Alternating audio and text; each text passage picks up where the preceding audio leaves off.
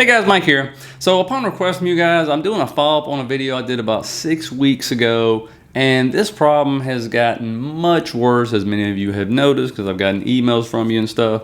And you know, this problem here is the source of so many issues, and more importantly, it is really hurting us, the consumer, far worse than anybody else, because all these expenses are being passed on to us. And I'm doing this video because I'm gonna let you know and show you that you'll be getting a lot more expenses passed on to you, and of course I will be as well. And so, you know, what we're talking about here is, and the supply chain crunch is just unbelievable. I did a video 6 weeks ago, and just on the port of, it was Los Angeles, there was 64 ships out there. Now there's over 80. And you know, that's just one port. And you know, I've come across some good footage where you can visually actually see it and see what's actually going on the dock. And you know, then we'll go into all the details of, you know, why I'm concerned about it, why anybody should be concerned about this for so many reasons, not just one. Okay guys, so if you're getting out of it, hit the like, subscribe button. I really appreciate that, guys. Share the video on Twitter and Facebook and stuff. I appreciate that as well. And so let's go ahead and get into this. And I'm gonna start you off with a great part of a video just released 2 days ago. So one of the big problems is it used to take 2 days to get cargo off the docks. Now it takes 9. And it doesn't help that the ports of Los Angeles and Long Beach account for 40% of all US imports. And as you can see in this video, just look at all the stacks of containers, dormant cranes, loaded rail cars sitting idle at the country's busiest ports, packed to the hilt, and out at sea more than 80 cargo ships. They used to pull right in, now they have to wait weeks. Personnel at the ports have stated that the backlog has been building since the start of the pandemic and is worse than it's ever been. And why are those cranes empty? Because the yard is completely full. The reason they claim this is happening is because there is a shortage of truck drivers at the ports. And so yes, that's right. There's cranes set there, not working, no ships underneath them. And why? Because the ports are filled. So what's the problem? Why are the ports filled and ships aren't able to come in and get unloaded? And the ports say, well, we have a shortage of truck drivers, or they're just not showing up. But according to this gentleman, that is not the case. However, the head of the Harbor Trucking Association, as you can see here, claims there's no driver shortage at the ports. He says it's the antiquated booking system that's gumming up the works. He claims that truckers can wait hours in line only to be turned away because there's no room at some of the terminals. This has literally caused lots in California, just like this one, to fill up with empty containers sitting on chassis that are desperately needed to carry the loaded containers off the port. And so that could be a good explanation as to why there is over 65,000 empty containers just sitting at the port of Los Angeles itself right now. And you know, the other thing is, he's saying there's no truck driver shortage, but this other gentleman says they've been having a shortage on truck drivers for years. We came into the pandemic with a 61,000 employee shortage on drivers, and now we're predicting 160,000 short over the next 7 years. So this is a problem that we've been working on for years. And so there you have one gentleman of a trucker association say it's been a problem for years, they've been shorthanded. And then this other gentleman said, nope, it's not a problem at the ports being short of truck drivers, and maybe that's the case. If you're a truck driver who happens to have to go to the ports, if you can let us know in the comments, that would be great. But as you can see, what's going on already is, he did it, nope, she did it. You know, just pointing fingers right and left, and that's not our fault, it's your fault, right? And so that obviously is compounding the problem for sure. And they even got MIT involved in this to try to figure out what was happening. And the first gentleman was actually correct on their antiquated scheduling system. And according to MIT, 40% of America's trucking capacity is left on the table every single day. This is what they just told Congress, I believe it was 2 days ago. And it goes on to say, this chronic underutilization problem does not seem to be a function of what the drivers themselves do or don't do, but rather an unfortunate consequence of our conventions for scheduling and processing the pickup and delivery appointments, said David Carell, a research scientist of MIT's Center for Transportation and Logistics, as he testified before the House Transportation and Infrastructure Committee. city. Long haul full truckload drivers spend an average of 6.5 hours every day working, even though federal safety regulations let them drive for 11 hours a day. This, of course, implies that 40% of American trucking capacity is left on the table every single day. Adding just 18 minutes of driving time to every existing truck driver's day could be enough to overcome what many of us feel is a driver shortage. And of course, I know what you're thinking now, which is, wait a minute, the president ordered the port to operate 24/7, didn't he? Or asked them to, and of course they did oblige. A couple of them did. The problem is, though, the warehouses and truckers don't operate 24/7. So therefore, that's why you see the ports getting filled up. Therefore, they can't offload anymore because there's nobody to come get it and no warehouses to put them in, or no workers to unload the trucks at the warehouses. And so that creates a bigger problem, obviously. And so, you know, and you can tell, I mean, the time delay on this, how long it's taken to get stuff from China is becoming almost laughable at this point in time. As you can see right here, in April, we were at 61 days, and now we are at 73. As of September, which is the latest data that came out, you can see before pre-pandemic, it was almost 40 to 43 days. And so it's basically skyrocketing and continues to rise. And obviously we all took basic math. So, I mean, think about it. We're almost at Thanksgiving. We got about, what, 6 weeks to Christmas. If you have 80 ships just in one port, and it takes on average 9 days to actually offload it, not to get them in, it takes weeks to get them in, right? And then once you get them in, to actually offload it, then try to get the trucks to pick them up. You know, you can do the math on that. A lot of those ships and all those goods are going to be sitting out there way past Christmas time, okay?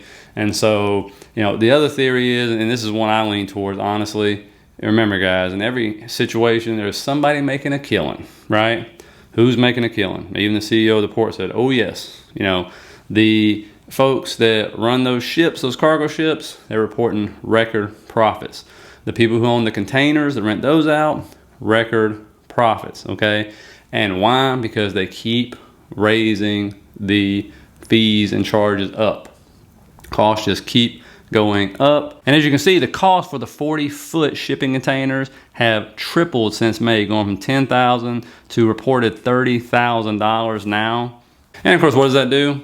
And this is why I said, you know, 6 weeks ago, waiting to see how high the prices go on everything we're buying, right? And they have continued to go up month after month. As you can see right here, this is U.S. retail sales year-over-year percentage change, which you can tell has absolutely dropped off a cliff since the beginning of the year and flattened out now. And then you see the CPI year-over-year percentage change, and it just continues to go up and up and up. And the real crazy part about this is, guys, it's going to get worse because now they're going to start at the ports charging the companies if their shipments are still on the dock past 9 days. They will start getting charged fees for that, right? On top of that, what has been happening, which I just found out, let's say you get your container on a railway. It gets on there and it gets to your city, right? And you're on that last leg. But when they offload it, it gets put under a whole bunch of other containers and they can't get to it, whether it be because, you know, worker shortage, just behind schedule, all that stuff. They have been charging the companies whose stuff is in those containers storage fees, and not cheap storage fees. I saw the CEO of one company, a very small company, you know, last month he said he got charged $1 million for the goods in the month of October because they couldn't get to them. He wanted them. You know, he said, they're way behind schedule. Please get them to us. And they said, we just can't get them to you. They're buried down beneath. And they're charging him $1 million to store it there, even though he doesn't want it stored there. And the craziest part of it is he only paid $300,000 to get the stuff here in the first place. So he's paying 3 times as much in storage fees. And by the way, still has not got his stuff yet. And versus to get it here all the way from China. You know, and this has happened to many companies. And of course, I asked, what are you going to do with the cost? Pass it on to the consumer, right? And so now these storage fees, which are exorbitant, and it's literally like holding somebody hostage, because like you said, I can't take them to court because that would take forever, right? And then if I lose the court case, how much in storage fees am I going to have to pay then, right? And so I'm basically, it's like putting a gun to somebody's head, and, you know, and saying, hey, you know, you're going to pay it? And you go, yep, sure am. Here you go. You know, and so of course he's paying, but he still don't have his stuff. Even now, like he's getting charged in November for storage fees because his stuff is way deep down in the pile. And so, you know, it is, when I say a mess, like I'm trying to think in my lifetime I've seen anything like this. We've had supply chain issues before, but this is a hot mess. I mean, at every level. And you know, the government's trying to get involved, but the problem is, like, they're spending $18 billion to upgrade our ports. The problem is, though, and I think we're the only country that is like this now, the ports are owned by the cities that they're in, not by the federal government, not by the state government, by those cities. And so everything done is at a local level, okay? And you know, that's ridiculous, honestly. I mean, if you really think about that, that's the reason why other countries, theirs aren't owned by the cities they're in. They take their federal money or whatever you want to call it, and their ports are way more sophisticated than ours in the first place, right? And so, you know, the fact is at a local level, that just doesn't make a whole lot of sense to me, but that's the way we set it up, even though it affects the whole country, you know. And so, and that 18 billion, that right there is just a drop in the bucket. And it will take forever to try to get that done, to upgrade the systems and stuff like that. I mean, you know how long it takes these government to do anything. And so that's why I say, and everybody keeps saying, this is going to go all the way in 2022, because you got to ask yourself this. If you don't believe it, ask yourself this. If you're the owner of a company who owns those cargo ships, who owns the 40-foot containers, and you're making a killing right now, and that normally is not the case, right? You're making record profits right now. Why would you speed it up? Why would you even try to fix the problem? Honestly, I just say, hey, we're good setting off here, right? And you know, I mean, that's why Walmart, Target, and all these other people, the big corporations, are hiring their own basically fleets to get their stuff here. So of course, once again, who is going to get squashed? The little people, the little businesses, the family-owned businesses, and the small corporations. Those are the ones that are going to feel the brunt, because they can't afford to hire cargo ships to bring their stuff in. They're not going to afford these storage fees. And so once again, you know, unfortunately, the big boys are going to win, and the small fries are going to get crushed. That's just the way it's going to be. Hate to say that, but that's the way it is, you know. Excuse me. And, you know, it sucks. And if you hadn't noticed, you know, things are going to get even more expensive. I mean, look how much, even locally, look how much food costs right now. I mean, this kind of sums it up for you on the grocery level, right? You're talking about 29% change in eggs, beef's up 28%, bacon's up 28%, ground beef's up 17%. And what is this going to cause? I've been saying this forever. You're going to see GDP numbers decline, growth's going to decline, because when you have high expenses like this being put on the consumer, it's already going to hurt the companies, because they can't pass the whole expenditure on right away, right? They have to do it over quarters, okay? And so they'll continue to pass it on to us quarter after quarter, but it hurts them during their earnings. It hurts us because we can't save as much. We can't invest as much because we're too busy spending it at the grocery store, right? And if you're spending stuff at the grocery store, Christmas and everything else, maybe a vacation you don't take, right? Because you can't afford it. Maybe you're not buying those extra clothes you were going to buy. You know, maybe you're not going to buy that car you were saving it for, because now it has to go towards something else, okay? And so that's, you know, the big problem. That's what this is going to cause. Just wait till 2022 rolls around. You know, it's a major issue, and it's, you know, obviously the number one reason for inflation, right? I mean, that's why prices are increasing, because of all these bottlenecks and not having people that can figure out how to fix it, you know, or really not wanting to fix it. So anyway, wanted to give you the update. Hope you got something out of it. Hit the like, subscribe button if you did. I really appreciate that, guys. And never forget to hit that link down there in the bottom. Sign up for a BlockFi account to earn 9% on your stable coins, 9.5% on your Tether, and 4 to 5% on your other cryptocurrency, as well as earn the 1.5% back on Bitcoin for every purchase you make on that credit card, guys. I will see you later.